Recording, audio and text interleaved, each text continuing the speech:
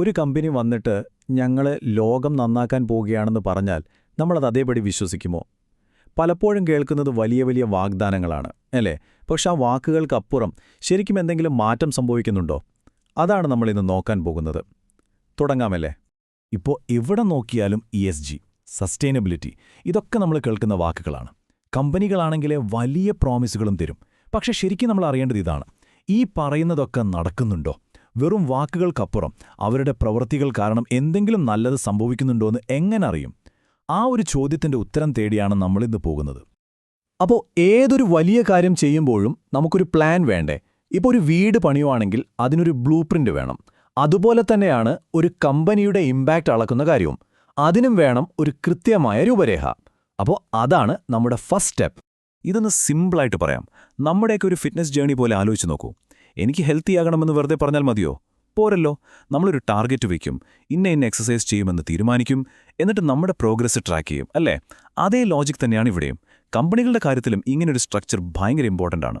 അപ്പോൾ ഈ രൂപരേഖയുടെ ബേസ് എന്ന് പറയുന്നത് ഈ 3 സ്റ്റെപ്പുകളാണ്. ഒന്നാമത്തത്, കമ്പനി ആദ്യം തന്നെ സ്വയം ചോദിക്കണം, എന്തിനാ നമ്മളിത് ചെയ്യുന്നത്? അതായത് ഒരു ക്ലിയർ ഒബ്ജക്റ്റീവ് വേണം. രണ്ടാമത്, ഓക്കെ, ഏതൊക്കെ ഏരിയകളിലാണ് നമുക്ക് മാറ്റം കൊണ്ടുവരാൻ പറ്റുന്നത്? അത് പരിസ്ഥിതിയാവാം, സമൂഹത്തിനാവാം. ഇനി മൂന്നാമത്തത്, ഇതൊക്കെ എങ്ങനെ ഒരു സിസ്റ്റമാറ്റിക് രീതിയിൽ ചെയ്യും? അതിനാണ് നമ്മളൊരു ഫ്രെയിംവർക്ക് സെലക്ട് ചെയ്യുന്നത്. ഇനി ഇതിലെ നല്ല കാര്യം എന്താന്ന് വെച്ചാൽ, കമ്പനികളൊന്നും ഇത് ആദ്യം തൊട്ട് കണ്ടുപിടിക്കേണ്ട ആവശ്യമില്ല. കാരണം ലോകം മുഴുവൻ അംഗീകരിച്ച കുറേ ഗൈഡ് ലൈൻസ് ഓൾറെഡി ഉണ്ട്. ഇപ്പോൾ GRI എന്ന് പറയുന്നത് ഒരു കമ്പനിയുടെ സോഷ്യൽ എൻവയോൺമെന്റൽ പെർഫോമൻസ് എങ്ങനെ റിപ്പോർട്ട് ചെയ്യണം എന്നുള്ളൊരു ഗൈഡ് ബുക്ക് പോലെയാണ്. അതുപോലെ UN-ന്റെ SDGകൾ, അതായത് ദാരിദ്ര്യം ഇല്ലാതാക്കുക, ക്ലീൻ എനർജി ഉറപ്പാക്കുക, അങ്ങനെയുള്ള ഗ്ലോബൽ ലക്ഷ്യങ്ങളാണ്. ഇതൊക്കെ ഒരു കമ്പനിക്ക് നല്ലൊരു ഡയറക്ഷൻ കൊടുക്കും. ഓക്കെ, അപ്പോൾ പ്ലാനൊക്കെ റെഡിയായി. ഇനി അടുത്ത സ്റ്റെപ്പ്, ഈ വലിയ വലിയ ലക്ഷ്യങ്ങളെ എങ്ങനെ കൃത്യമായി അളക്കാൻ പറ്റുന്ന നമ്പറുകളാക്കി മാറ്റാം. വാക്കുകളെ ഡാറ്റയാക്കി മാറ്റുന്ന ആ ഒരു പ്രോസസ്സ്, അതാണ് നമ്മളിനി നോക്കാൻ പോകുന്നത്. അവിടെയാണ് KPIകളുടെ, അതായത് പ്രധാന പ്രകടന സൂചകങ്ങളുടെ ആവശ്യം വരുന്നത്. ഇവ ഓരോന്നും ഒരു ലക്ഷ്യത്തിലേക്കുള്ള നമ്മുടെ യാത്രയിലെ മൈൽ സ്റ്റോൺസ് പോലെയാണ്. നമ്മൾ പോകുന്നത് ശരിയായ വഴിക്ക് തന്നെയാണോ, എത്ര ദൂരം മുന്നോട്ട് പോയി എന്നൊക്കെ കൃത്യമായി പറഞ്ഞു തരുന്ന അളവുകോലുകളാണ് ഈ KPIകൾ. ഈ ടേബിളിലേക്കൊന്ന് നോക്കൂ. ഇപ്പം നിങ്ങൾക്ക് കാര്യം പിടികിട്ടും. പരിസ്ഥിതിയെ സംരക്ഷിക്കണം എന്നൊക്കെ പറയുന്നത് വലിയൊരു ഐഡിയ ആണ്, അല്ലേ? പക്ഷേ അതെങ്ങനെ അളക്കും? സിമ്പിളാണ്. എത്ര ടൺ കാർബൺ എമിഷൻ കുറച്ചു എന്ന് നോക്കിയാൽ മതി. അതുപോലെ ഞങ്ങൾ ഒരുപാട് തൊഴിൽ കൊടുത്തു എന്ന് വെറുതെ പറയുന്നതിനു പകരം എത്ര പുതിയ ജോലികൾ കൊടുത്തു എന്ന് കൃത്യമായി നമ്പർ വെച്ച് പറയാം. കണ്ടില്ലേ കാര്യങ്ങൾ എത്ര ക്ലിയറായെന്ന്? പക്ഷേ ഒരു കാര്യം ഓർക്കണം, വെറുതെ കുറച്ച് KPIകൾ ഉണ്ടാക്കിയാൽ മാത്രം പോരാ. ആ കണക്കുകൾക്ക് പിന്നിലുള്ള ഡേറ്റ വിശ്വസിക്കാൻ പറ്റുന്നതായിരിക്കണം. അത് കൃത്യമായി കളക്ട് ചെയ്യണം. അത് ശരിയാണോ എന്ന് ഉറപ്പുവരുത്തുകയും വേണം. ഇല്ലെങ്കിൽ ഈ കാണിക്കുന്ന കണക്കുകൾക്കൊരു വിലയും ഉണ്ടാകില്ല. ഇതുവരെ നമ്മൾ സംസാരിച്ചത് മുഴുവൻ നമ്പറുകളെയും ഡാറ്റയെയും ഒക്കെ പറ്റിയാണ്. പക്ഷേ ഈ പ്രവർത്തനങ്ങളുടെ എല്ലാം ശരിക്കുള്ള ഇമ്പാക്റ്റ് അനുഭവിക്കുന്നത് മനുഷ്യരല്ലേ? അതുകൊണ്ട് നമുക്കിനി ഈ വിഷയത്തിന്റെ ആ ഒരു ഹ്യൂമൻ സൈഡിലേക്ക് വരാം. ഒരു കമ്പനി എന്ന് പറഞ്ഞാൽ ഒറ്റയ്ക്ക് നിൽക്കുന്ന ഒന്നല്ലല്ലോ. അതിന്റെ ഓരോ തീരുമാനവും ഒരുപാട് പേരെ ബാധിക്കും.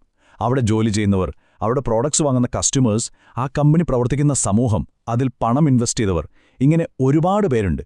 ഇവരുടെ എല്ലാം ജീവിതത്തിൽ ഈ മാറ്റങ്ങൾ പ്രതിഫലിക്കണം. ഇവരാണ് യഥാർത്ഥത്തിൽ ഇതിന്റെ അളവുകോൽ. അവസാനം നമ്മൾ ഓർക്കേണ്ട ഒരു കാര്യമുണ്ട്. ഈ കണക്കുകൾക്കും റിപ്പോർട്ടുകൾക്കുമൊക്കെ ഒരൊറ്റ ലക്ഷ്യമേ ഉള്ളൂ: ആളുകളുടെയും നമ്മുടെ ഭൂമിയുടെയും ജീവിതം കുറച്ചുകൂടി മെച്ചപ്പെടുത്തുക. ശരിക്കും പറഞ്ഞാൽ ഈ അളവുകൾ കാരണം ആരുടെയെങ്കിലും ജീവിതത്തിൽ ഒരു നല്ല മാറ്റം വരുന്നില്ലെങ്കിൽ പിന്നെ ഈ കണക്കുകൾക്കൊക്കെ എന്തർത്ഥമാണുള്ളത്? ഒന്നുമില്ല. അതാണ് ഏറ്റവും വലിയ പോയിന്റ്. അപ്പോൾ നമ്മൾ പ്ലാനുണ്ടാക്കി, നമ്പറുകൾ വെച്ച് ട്രാക്ക് ചെയ്തു, ആളുകളുടെ കാര്യം ശ്രദ്ധിച്ചു. ഇനി ഇതെല്ലാം കൂടി ചേരുമ്പോൾ എന്താണ് സംഭവിക്കുന്നത്? ഈ പ്രോസസ്സ് എങ്ങനെയാണ് ഒരു കമ്പനിക്ക് യഥാർത്ഥത്തിൽ ഒരു ലോങ് ടേം വാല്യൂ ഉണ്ടാക്കുന്നത് എന്ന് നോക്കാം. ഈ സ്ലൈഡിൽ കാണുന്ന പോലെ ചെറിയ കാലത്തേക്കുള്ള നേട്ടങ്ങളും വലിയ കാലത്തേക്കുള്ള മൂല്യവും തമ്മിൽ വ്യത്യാസമുണ്ട്. ഇപ്പോൾ എനർജി കോസ്റ്റ് കുറയ്ക്കുന്നത് പെട്ടെന്നുള്ളൊരു ലാഭമാണ്. പക്ഷേ കാലക്രമേണ ഇത്തരം നല്ല പ്രവർത്തനങ്ങൾ കമ്പനിയുടെ പേര് വലുതാക്കാനും ഇൻവെസ്റ്റേഴ്സിന്റെ വിശ്വാസം നേടാനും അങ്ങനെ ഒരു സ്റ്റേബിൾ ആയിട്ടുള്ള വളർച്ച നേടാനും സഹായിക്കും.